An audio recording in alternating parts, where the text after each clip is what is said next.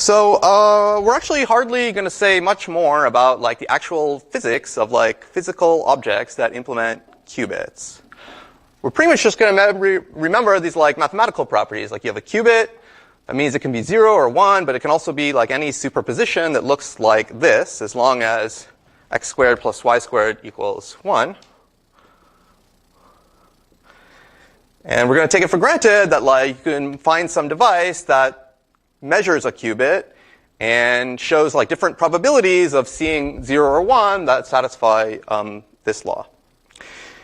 And you can attempt to like get together like lots and lots of these like photons and lots of these electrons and try to build a quantum computer out of them.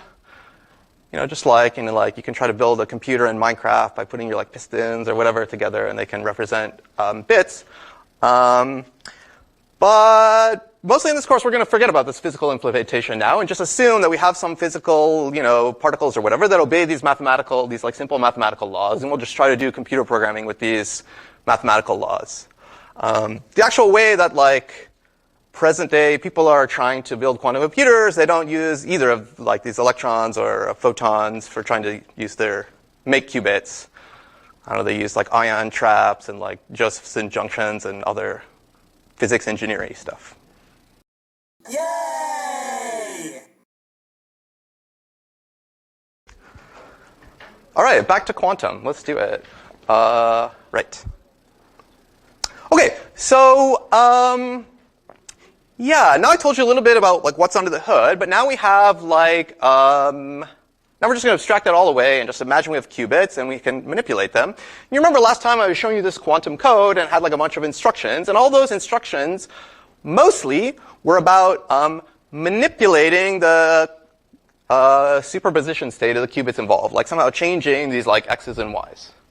Okay? And that's how it is in quantum programming. There's most of the instructions are like qubit manipulation instructions. In the same way in like, in basic programming, it's more or less like your instructions are about manipulating your data.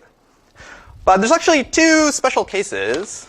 There's like two kinds, let me summarize what I'm saying here, of quantum instructions.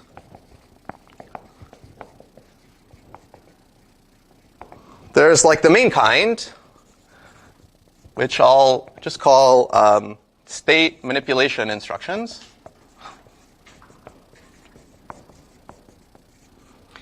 And these are the ones like, I don't know if you remember from last time, like toggle some qubit, or like if this qubit, then toggle some other qubit. And then there's like this Hadamard all is also an example like this. Okay, all those are state manipulation instructions. And then there's like two kind of edge cases, two like special cases that are a bit different.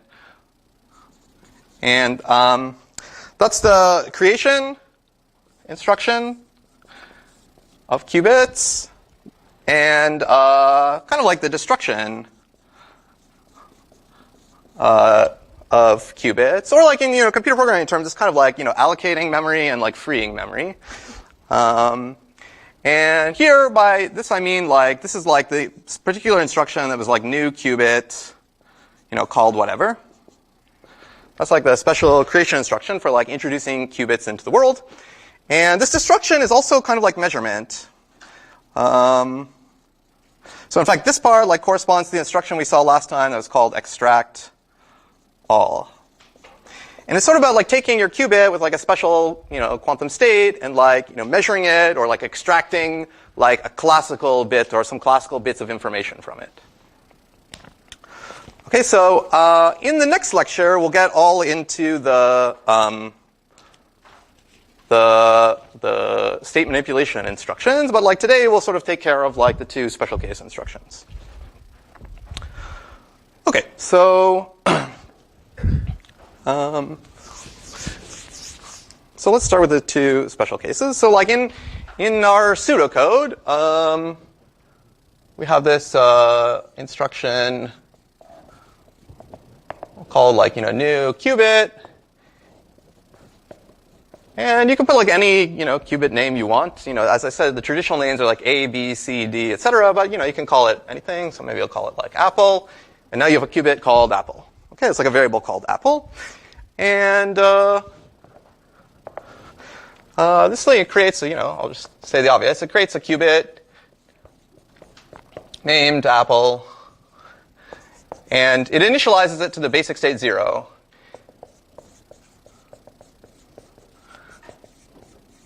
Okay, that's just how like our rules work. And every quantum code instruction, logical instruction, corresponds to like a physical action that you could take in the real world. So like really, every like branch of quantum code really corresponds to instructions for like, I don't know, a human to carry out a physical experiment involving electrons or photons or whatever. And this like instruction kind of tells the human like, okay, like get out a photon, give it the name Apple, so that's your photon whose name is Apple, and somehow get it so that it's like horizontally polarized. There's like a way to do that using, I don't know, filters actually. And like that's it. Okay, so that's what it corresponds to in the real world. And as I saw last time, just in my pseudocode, like you can also allocate a couple at the same time. So you can call them banana and cherry. And if you do that, it's like telling the experimenter, like, okay, find 2 more photons and name them banana and cherry, and also arrange for their basic state to be 0. Okay, so it make them horizontally polarized. Actually, one reason like photons are not so popular, like physical implementation for trying to build quantum computers, is very hard to like just keep them still. Like you can't just like have a photon and be like, you stay there, right? Like you have to make it travel in a circle or like bounce between mirrors or stuff. Whereas other things can sort of more or less stay put. On the other hand, the good thing about trying to use photons, if you want to try to do it in photonic quantum computing, is it's like no problem to get like 1,000,000 photons or 1,000,000,000,000 photons. It's super easy. Like if you just get like a $2 laser pointer that shoots out like 1,000,000,000,000 photons at the push of a button. So it's pluses or minuses. Okay, so like for example, if you were to like execute these 2 lines of code, then at a logical level you would have 3 qubits. Named, okay, like Apple, I'll just write A, B, and C, Apple, banana, and cherry. And in the basic state, maybe the full way to write this basic state would be like A is 0, well, let me write properly. B equals 0, and C equals 0. Okay, this is like, remember a little bit a while back, I was like, oh, if you want to store 3 bits, maybe you'd have 3 little magnets, like bar magnets, and you sort of treat them as like a triple magnet, as like a super object that has like 8 possible basic states. It's similar here. Like now that you have 3 qubits, you kind of have like a triple object, like one super object with like 8 possible basic states. So you can also like abbreviate this.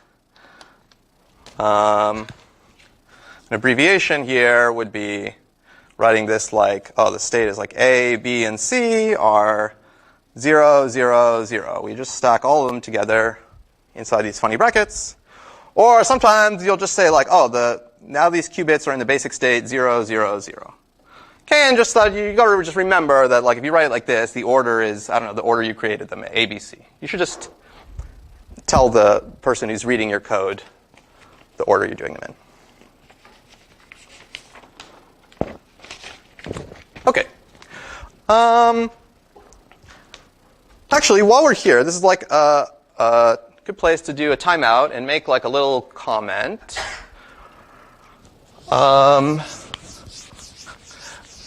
In Word so far, you've been using like the phrase like basic state and also the phrase like superposition state. But what I want to say now is that like basic states are just considered also superposition states. They're like considered a very simple kind of superposition state. So that in some sense, like state is always a superposition state. So what I mean is like, for example, a 2-qubit basic state, like for example 0, 0, is considered to just be like a special kind of superposition state. Considered to be just another superposition state.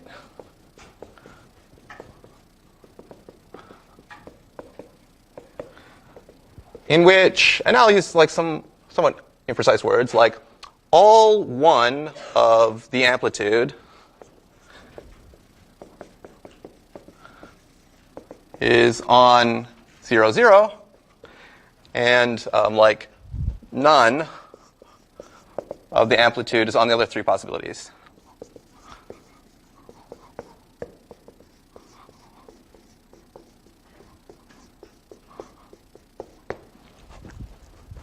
Okay, so in other words, like, you know, if you have two qubits, to say that they're in the basic state 0, 0, it's really just like shorthand for that they have like one amount of amplitude on 0, 0.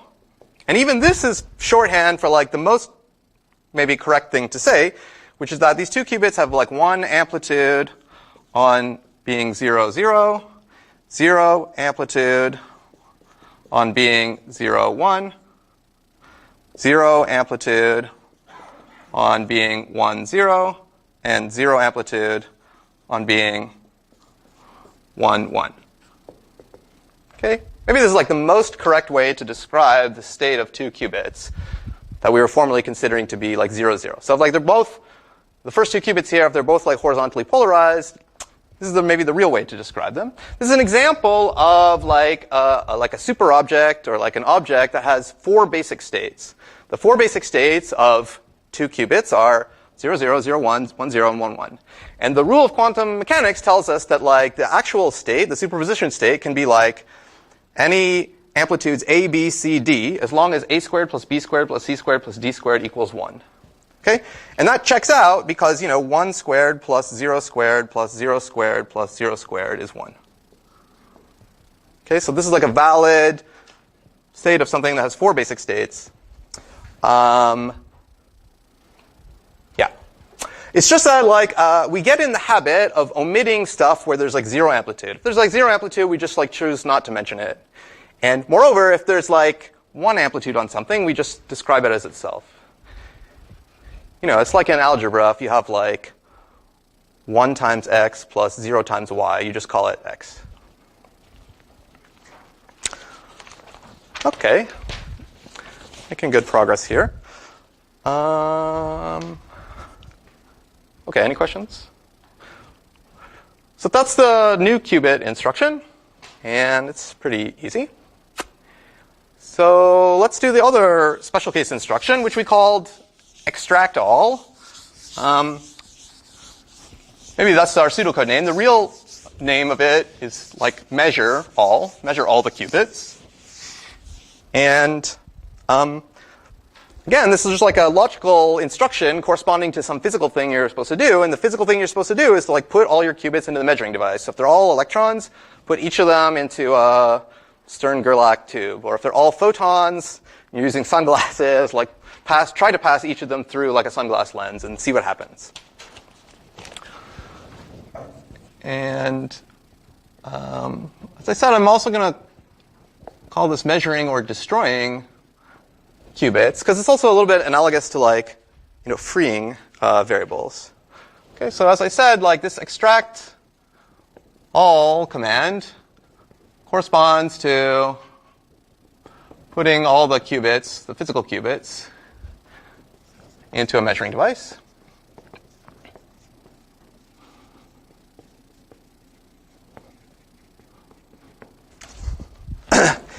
And when you do that physically, let's say you just have one qubit for a second. When you do that physically, you like, if it's like this, you know, tube that has two phosphorescent screens, like the user sort of sees displayed to them, like either 0, meaning like it hit the bottom screen, or 1, meaning the top screen. So like an abstract level, like this action like corresponds to like a display or a print or something, right? So when you do this, like the user sees a basic outcome. You know, which, for example, is either 0 or 1 if it's one qubit. And this kind of corresponds to the outputs or output bits.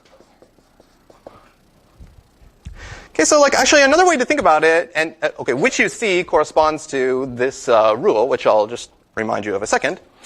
And so it's kind of random. You get a random output based on this law. Another way you can think about this, alternatively, is the user kind of sees a classical bit, like a regular old bits. So this is also kind of like a typecasting instruction. You give this like, if it's 1 qubit, like 1 qubit of data type qubit. When you do this extract all command, it kind of converts it for the user into like a plain bit. So it was in some superposition state here, because it's a qubit. After you do this, you're like, oh, now I have like 1 classical bit.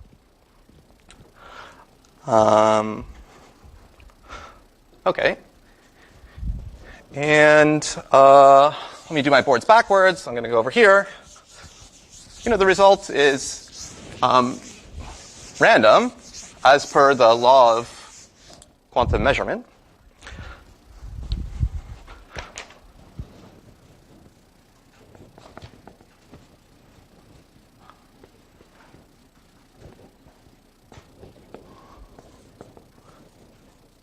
Okay, so I'll do an example. Okay, so say you create 2 qubits called A and B.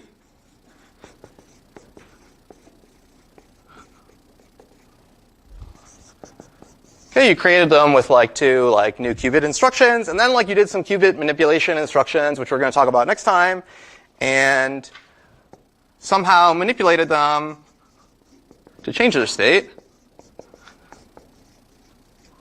to this state. Oops.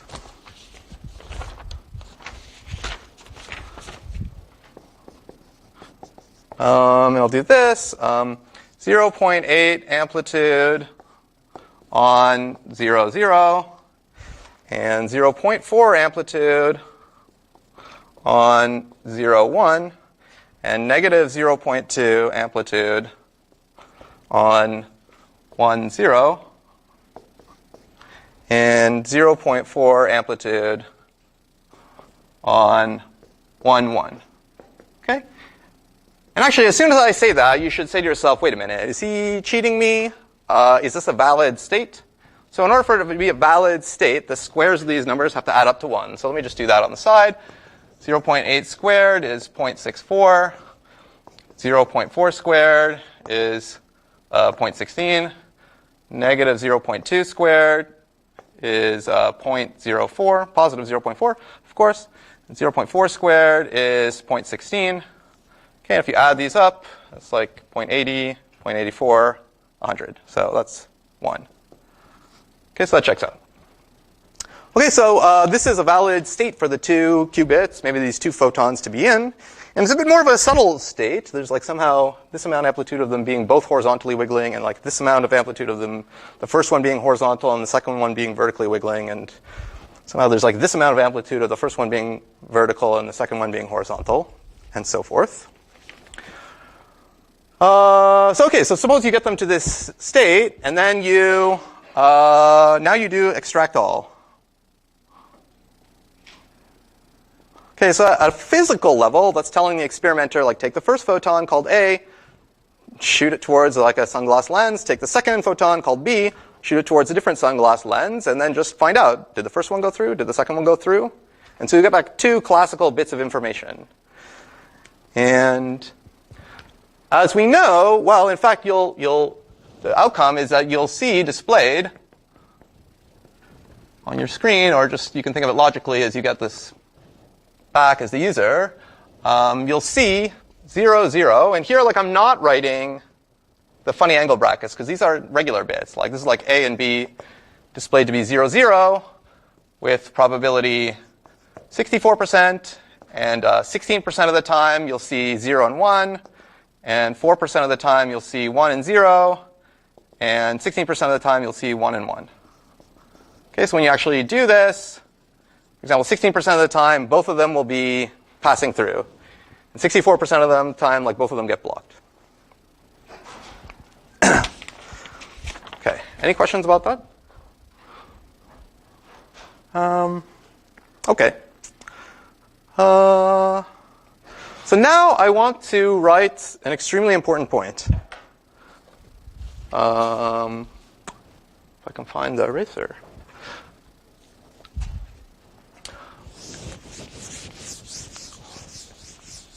At the level of abstraction and code and the sort of the logical level, it's like a feature of quantum code. It's very important to know that like extract all like destroys the qubits.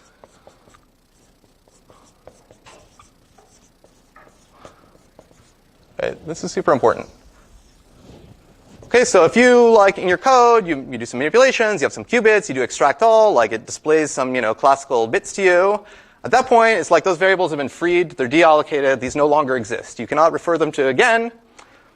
You can make a new variable that had the same name as the old variable, but it's just a totally new qubit. Okay, this is this is super important. Okay, because of this, like, you will typically see extract all at the very end of the code because, like, it's sort of the end. You took some qubits, you manipulated them into some state, like the main part of your code was manipulating their state, and at the end you did extract all, and in that way, like, gain some actual normal information about what state they were in. At a physical level, it's like you took these electrons, you put them through the tube, they like hit the screen glowed, one of the screens glowed, and like, okay, now you don't have that electron anymore. Okay, so this is at least actual in reality, like the physical electron is still there. So maybe later I'll talk about the fact that physically the electron is still there. But let's just say for now, at a logical level, like it's game over for that variable after you extract all. You've gained your information, and that's it. And one actually thing you can take away from that is, like, let's say you got some code and it manipulated them. Let's say you were walking down the street and you just found two photons, and you're like, I wonder what state they're in. Like, I wonder what these amplitudes are. It's not so easy to tell. In fact, the only thing you could do, you could put them into a measuring device, and then you'd see one of these possibilities with maybe these percentages. Maybe you didn't know these numbers, but like maybe you saw a 0, 0 or a 0, 1. It gives you very little information about what the amplitudes were.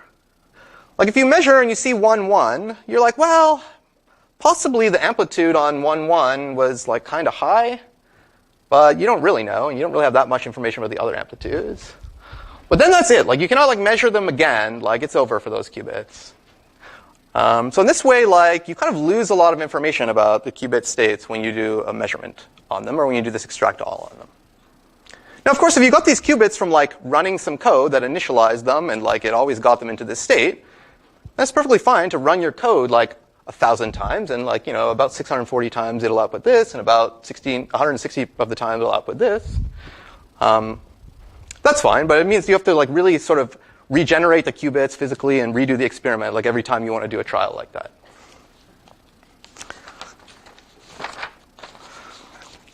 Okay, there's one more thing that I want to say, which is this. It's a question you might have.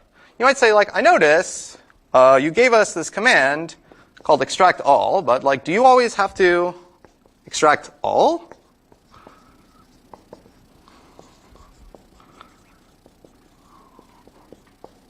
In other words, once you know that, like, what does extract all correspond to? Like, if you have 3 qubits, like if you have 3 electrons, it corresponds to taking the first one, putting it in the measuring tube. The second one goes into the measuring tube. The third one goes into the measuring tube. You could say to yourself, well, in physical reality, I can take just the second one and put it through the measuring tube and just hang on to the first and the third. Like, it seems like I could, if I have qubits called A, B, and C, like, can I just do extract B? And the answer is yes. I mean, you can do it in reality, so it has to correspond to something. There's a minor but, though. Here are the two things. The math of explaining what happens when you just extract or measure like a subset of the qubits, it's like a little bit more complicated than just like this law of quantum measurement that we talked about. It's not like super complicated, but it's like a little bit more complicated. And also, you actually technically never need to do this. Like, if somebody gave you a quantum programming language and it only gave you the command extract all, and it didn't also allow you to do extracting of individual qubits, you'd be like, this is annoying, but it's still possible for me to like write any quantum computer program that I want, or like implement any quantum computer behavior I want. It's just like kind of more annoying. So because of these reasons, like for now, at least in the beginning part of the course, we're just going to like have extract all. We're just going to remember this like simple rule, and I will say for, I don't know, 40% of the way through the course, the slightly more complicated explanation of what happens if you just measure a subset of the qubits.